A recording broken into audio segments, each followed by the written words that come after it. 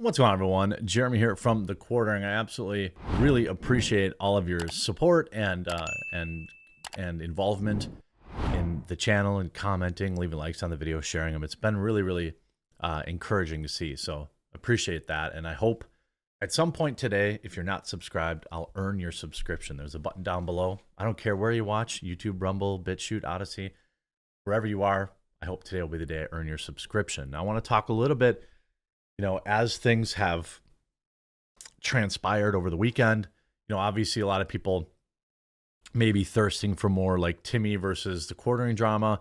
I said my piece there. I said on Twitter, if you don't follow me on Twitter, I said like, hey, I said my bit about Tim. I think that, I'm not really interested in going to battle with him. What I'm concerned about is the, interference in my use of Twitter by someone who thinks they're above the law and who's lived a life of zero consequence for their lies and their actions. So I'm not no Timmy Pool drama. And also I appreciate everyone though greatly. Just don't super chat people who don't want to cover what you want to cover. Anyway, lots of new interesting stuff coming out, including really anything that makes Eliza look bad getting flagged down, and some wild theories about deep connections with the FBI, which I don't believe. I think there's a lot simpler answer here. It's Occam's razor. It's just somebody who doesn't have any consequences in their life, and they're deciding to go around and screw with other people's lives. I want to start first and foremost with a brand new flag down. Dang it, all you people on my live stream. I'm from Wisconsin, all right? Wisconsin. Snack Shack. All right. So I tweeted this out on February 4th. I believe it was Saturday or late Friday night. 1 a.m. late Friday night. Simply saying, hi, Eliza. And because, again, if I could get my brothers and sisters in arms, please, when you find something, archive it first before you expose it to the world, all right? So, of course, I archived it immediately because now when you click the link, their entire account is now temporarily unavailable because it violates Twitter media policy. Well, it was fine yesterday. And a lot of people in here, oh no, example 275,584 of Eliza Bleu being trafficked. Her team is striking everything down. It's going to be very busy. Incoming ban at 321. Daddy Elon, no. Again, how is she getting all these accounts banned? Here's what I think. I think that, yes, she does have accounts inside of Twitter, or like connections inside of Twitter, in particular, Ella G. Irwin. But she also understands how Twitter takes certain claims and the type of words and the type of kind of trigger words you can put out there to solicit a reaction from Twitter. So this account when I retweeted it on Friday was totally fine. It's an old tweet from 2015. Now the account has been taken down because it violated Twitter's media policy. But thankfully, your boy was not born yesterday and has it archived. So in the archive, we have vote us best modeling website, and then it's her picture, right?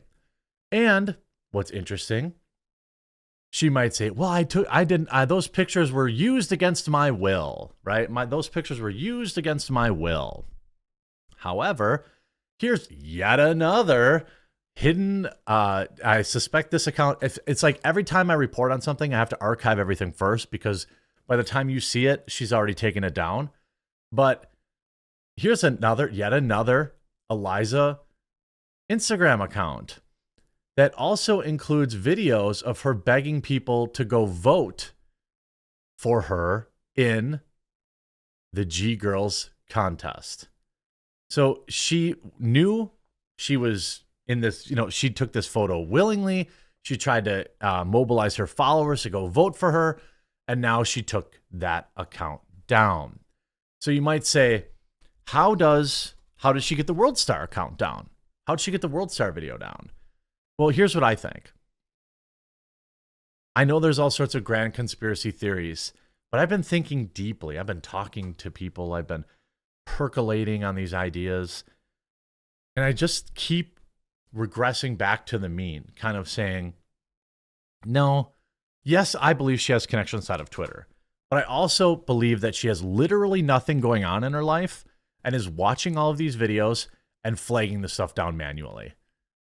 I mean, she may have a few simps in like a Discord or something that are helping her, but you would be shocked how many conservative people have dirt on this woman and have literally told me, I'm afraid to go public because she'll sue me. Why? Why are you afraid of this woman? She has, by her own admission, no money, no resources, no job. She lives at home. All right. What are you afraid of? I'm not afraid. I'm saying, like, people legitimately are like, oh my God, she's going to sue me. What? When has she ever litigated successfully against somebody? Has she proved to be litigious? I don't understand this specter of like fear on this. Just an e-girl. Just a thought, boys. What are you worried about? We're allowed to report on the facts. I mean, if the freaking Daily Beast is reporting on it, why can't other, unnamed commentary people report on it? What are they so afraid of? I think that the reality is none of these videos that she did privacy complaints on will be taken down. That is my prediction. As long as people reply to the email, okay, YouTube will not take them down and should not take them down. I believe that she got that Wish video, WSHH, which is World Star Hip Hop, that one, I think she got that down because she submitted the very same privacy complaint, and after a week of not responding, it just defaults to judgment in her favor. That's what I believe. Now, in terms of it coming down from the World Star Hip Hop website, that's a little more odd. Certainly she submitted some sort of claim. But what's interesting in all of this is, like, at no point. So now we know that, like, okay, it's probably not just that video because there's all sorts of attempts to hide that one particular video. But I'm wondering what other privacy complaints were issued that were just simply responded to by the creators of that channel. Like that YouTube channel was like 10 years old and they haven't uploaded in a long time, if I remember correctly. They probably never even saw the email. But this one, of course, temporarily unavailable because of violates media policy. I mean, is it possible? Now I am seeing an increase in simps for her in my Twitter feed today saying, blah, blah, blah. And then there's this theory going around, by the way, that from a friend that she has deep ties in the FBI. I don't believe that. I believe she may know somebody in there because she's involved in the trafficking stuff. But I don't think anyone's losing their career over this woman except for maybe one guy. But like, or blowing up their credibility at least. This is like, I just don't believe that. I mean, this is someone who has nothing, who lives at home. And people are treating her like she's some supervillain because they're so afraid because other conservatives, pundits are saying, I'm afraid to talk out because she might sue me. For what? All this stuff is public. All right. Look at what now. She's down 15,000 followers on Twitter. But watch. Here's my prediction. By the end of this week, she will have at least one positive growth day. She deleted all these tweets. I have not found any particular tweet. Like, if I put a bounty out there, how about $25 for the first person to email thequartering@gmail.com an example, like an archive of the original and a screenshot of the deleted tweet. Because a lot of the big whoppers, the Humanity House tweets, those are still live. So I'm not sure what got deleted, but a lot during this week, right? I can't find out I don't know what got deleted, but it's 25, 26 minimum. Because remember, these tweets are a net number. So I'm curious what she's deleting. I have not found a great way to actually track that without doing it manually. And I just don't have the time. I don't have an I team, an investigative team. But I would pay for that if you're the first person to get it to me.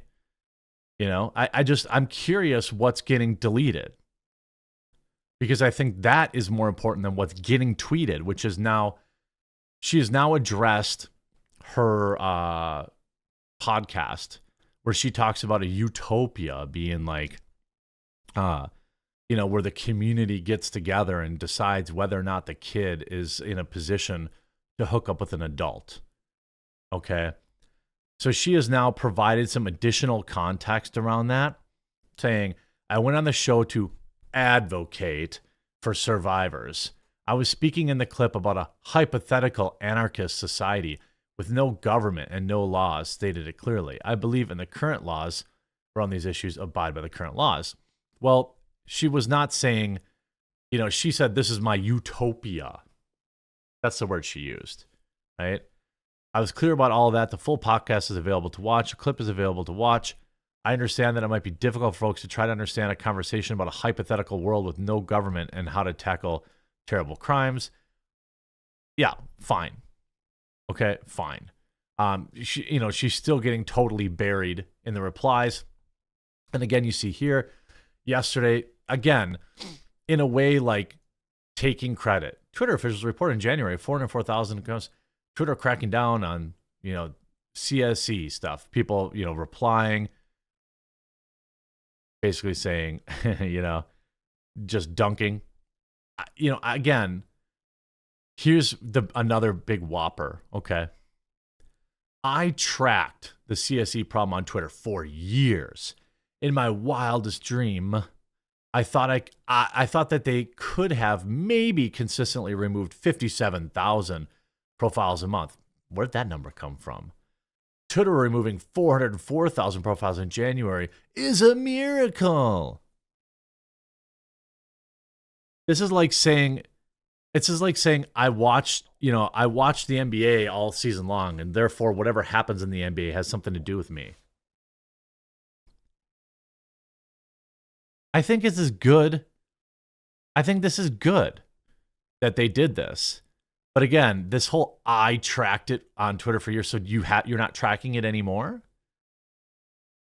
And also 404,000 accounts, that's a whole nother black pill that I wasn't ready for today. I hope you enjoyed this video. If you did, please do leave a like on it. And if you haven't yet, please do subscribe down below, and we'll talk to you again real soon.